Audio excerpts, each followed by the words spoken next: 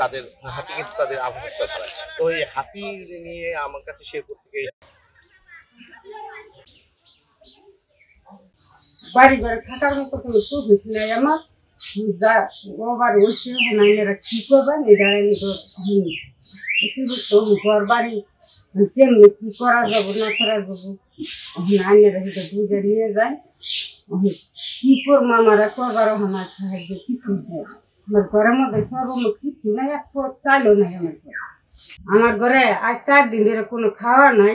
ঘর বাড়ি ভাঙার পর ধান চাল খাওয়ার পরে আর ও আমি মনে করুন যে আমি কিছুই করতে পারি না, খাইতে পারি না, একবার অসহায় হয়ে গেছি। এখন আমার ঘরে একটা রুগী আছে, হ্যাঁ খাইতে পারে না, কোনো কিছু করতে পারে না। এখন আমরা না খাই আসছি। আমার খাওয়ার মতো কোনো জিনিসও নাই, আমার থাকার মতো এরকম প্রকৃতি নাই। আমাদের এই সমস্যাটা আজকে 5 দিন হয় চলছে। 5 দিন এরা আসে, একদিন আসছে আপনার 1st দিন আসছে 12টার দিকে, আবার আমাদের এই পরের দিন 3 দিন আসতেছে রাত 9টায় এসে পড়ে। আরেক দিন নেমে গেছে আপনার 2টার দিকে, বেলা 2টাতে নেমে গেছে। নেমে আমাদের ওই বস্তির আগের দিন মারছে, পরের দিন আমরা এসে হামলা দেওয়ার কথা গেলাম, ভাঙচুর করলো আমাদের মানে এদের সাথে আমাদের এমন পরিস্থিতি, আমরা সবাই সব ছেড়ে দিচ্ছি। এখানে আসার মতো পরিবেশ নেই। আসে তখন এখানে 40-42 হাতি আসে এখানে, অন্ধকার এরা এই এলাকা দখল করে, এরা পুরোটা দখল করে নিয়ে মানে খাইতেছে, অবশ্য স্বাধীন চলতেছে। এই যে শুনে এগুলো আমাদের সব বাড়িতে ভাঙচুরগুলা, এগুলা কিন্তু আমাদের এই যে 4-5 দিনের মধ্যে ভাঙচুর এটা মাংস আমি 2 দিন আগে এটা আমাদের ভাঙচুর 2 দিন আগে করছে ওইটা, আর এটা 2 দিন পরে এই অবস্থা মনে করেন।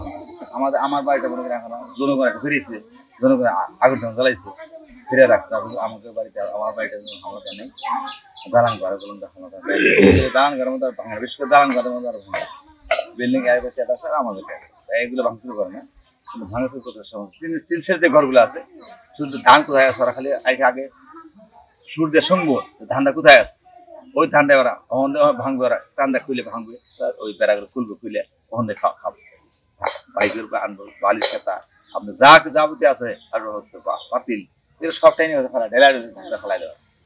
জনগণ পালিত মেরে হয়, জনগণের পালিত আসার মারে, সূর্য ধরে ফেলাই দেয়, মেরে আসার মারে। তারপর এগুলো আপনার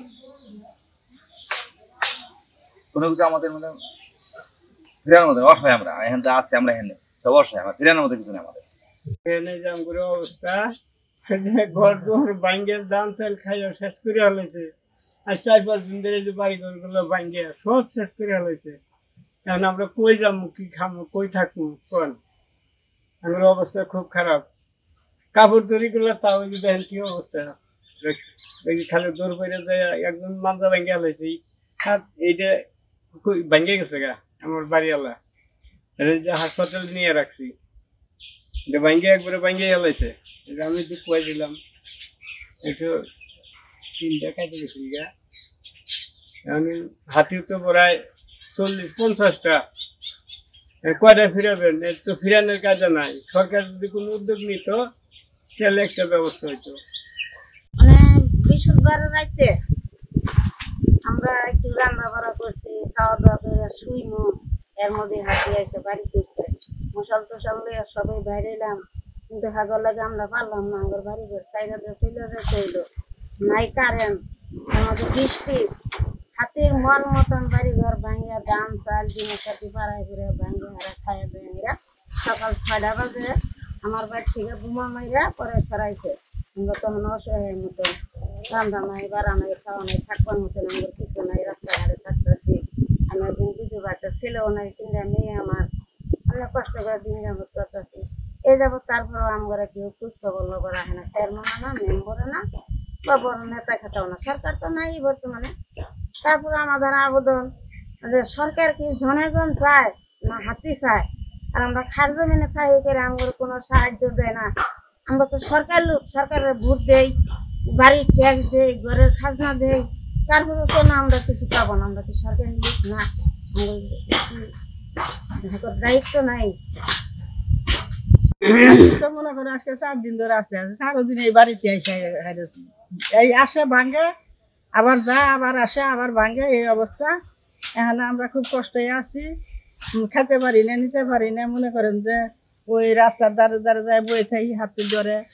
এখন আমি বিধবা মানুষ, স্বামী নাই এখনকার। তারপরে মনে করেন যে ছেলেরা 2-4 আনা যায় দেয়, তাই খাই। এনে 5 মণ ধান কিনছিলাম, সেই ধান দিয়ে খাই ফেলাইছে। 8 মণ চাউল খাই ফেলাইছে। পিন্ধনের কাপড় চোপড় লয়ে গেছে গা সব কিছু। ঘর দুয়ার ভাঙিয়ে ফেলাইছি। আমার এখন ঘর মনে কিছু নাই, আমার বলতে কিছু নাই। ব্যবস্থা নিয়ে অনেক কষ্ট হচ্ছে। খাট ফুট অর্ডার চেয়ার নিয়ে যা আছে সব আমার ক্ষতি করছে। আমি এখন অসহায়।